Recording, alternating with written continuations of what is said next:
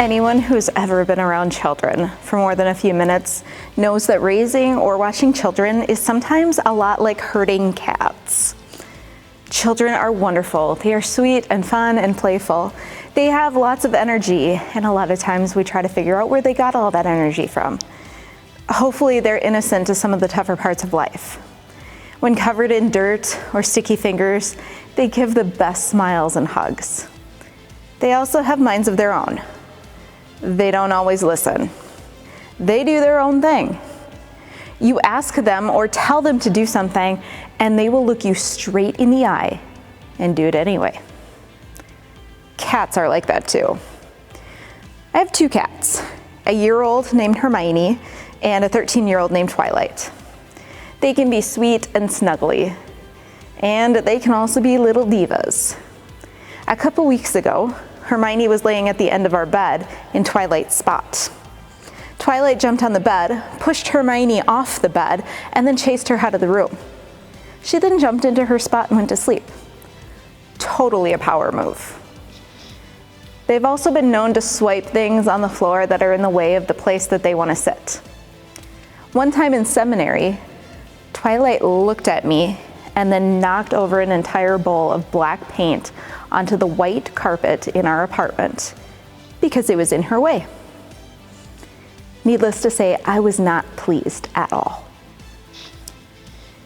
Chances are, if you have a cat or a dog or tiny humans, or if you've dealt with full-grown humans before, you've had times where they've done something that has made you go, seriously? Why can't you listen? Our gospel text for today is one such story. Here we have the disciples arguing with one another over who's the greatest among them.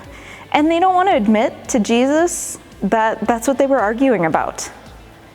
This is right after he taught the disciples that he would be betrayed and killed and rise again 3 days later. And they were too afraid to ask him what he meant because they didn't understand. So the disciples are 0-2 right now. Jesus knows that they are afraid to admit that A, they don't know what he's talking about, and B, they were bickering among each other as to who was the greatest. Here, their fearless leader just said he was going to die and be raised again, and they were arguing about who was first in the pecking order after Jesus. Mark writes, "They went on from there and passed through Galilee. He did not want anyone to know it, for he was teaching his disciples, saying to them, 'The Son of Man will be betrayed into human hands, and they will kill him, and 3 days after being killed, he will rise again.' But the disciples did not understand what he was saying and were afraid to ask him. Then they came to Capernaum, and when he was in the house, he asked them, 'What were you arguing about on the way?' But they were silent, for on the way they had argued with one another over who was the greatest." I think that honestly, we can relate to the disciples. Who has ever been afraid to ask a question because you don't want others to think that you're dumb, or because you're embarrassed about not knowing? Maybe you don't want to be that guy or that gal who is forever asking questions, some which could be classified as silly questions. Maybe you complicate things unnecessarily. Maybe you feel sheepish sometimes about the things that you argue with others about because you know that it's petty and you don't want to get called out on it. Maybe you too have ranked yourself, either out loud or in your head, as to where you stack up against others. That's prevalent in our society. I come from a military world where everything is based on rank and some sort of order of merit list. Now, sometimes that is necessary to keep order in the world. Sometimes, though, we let that rank go to our heads, whatever that rank may be. Jesus turns what the disciples think of as greatness on its head. He sat down, called the 12, and said to them, "Whoever wants to be first must be last and servant of all." Then he took a little child and put it among them, and taking it in his arms, he said to them, "Whoever welcomes one such child in my name welcomes me. And whoever welcomes me welcomes not me, but the one who sent me. Children in ancient society were some of the most subservient humans. They had the slightest status. Echoes of that have continued throughout history. Children should be seen and not heard, for example. And even today, people don't want to sit near children in airplanes or in restaurants. Parents are shamed for their children throwing tantrums in public or making noise in church or when they don't sit still. As a parent of young children, I have often had a high anxiety venturing into stores or elsewhere with them because I just don't know how they're going to behave. Children are wild cards. And my guess is that children acted like children even in Jesus' time too. Children want and need attention. They want to play. They don't understand the ways of being an adult, and they aren't supposed to yet. They're supposed to learn and be taught those ways. This is an example of Jesus' radical acceptance. He's telling the disciples that those who are the most subservient, those with the least amount of status, those who on their best days are sweet and innocent and adorable, and on their worst days are little terrors, they are all welcome. There's a place for them here too, just as they are. And you know what's great about that? There's a place for all of us too.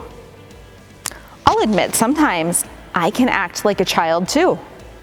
Sometimes I want attention. Sometimes I can't sit still. I like to play.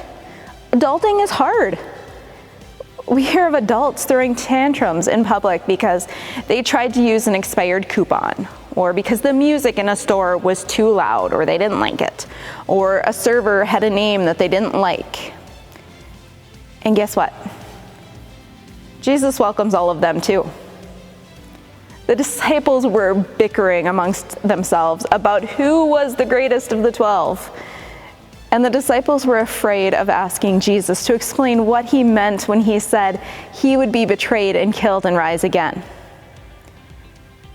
Instead of shaming the disciples, though, Jesus turned it into a teaching moment. He pulled them aside and basically said, "Hey guys, here's the deal. You want to be great? You need to serve others. You need to be humble. You need to welcome people who are considered the least in society, the people who irritate you, the people who are sometimes loud and don't listen, the people who require a little more care and concern and mentoring. If you do that, you're welcoming me and you're welcoming God." And you know what? That's going to be tough sometimes because we do not get along with everyone. We cannot please everyone. We are probably not going to like everyone either. We may not like or agree with someone, but that doesn't mean that we can't welcome them and be respectful. So be willing to take a time out for yourself. Be willing to walk away for a little bit if someone is really getting on your nerves. Breathe. Count to 10 in your head before you answer someone. Now, believe it or not, I eventually did get that black stain out of the white carpet, but it took a lot of work and the purchasing of a carpet cleaner because, dang it, I was not going to have to pay that deposit. I wanted it back. And eventually my kids do listen.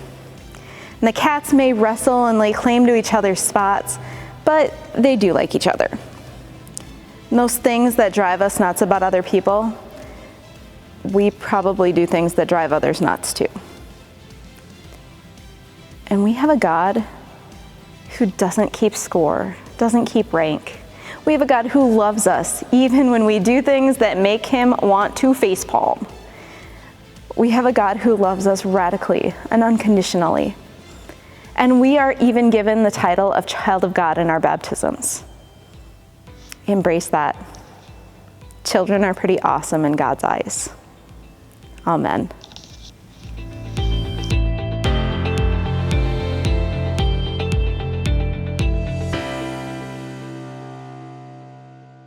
During this next week, I encourage you to think, meditate on, journal about, or talk about these questions. How did you react the last time you were super annoyed by someone around you? Would you react any differently, knowing how Jesus calls us to welcome others? Are you willing to ask questions when you don't understand? Why or why not? And finally, do you feel freed by Jesus' radical welcoming of others?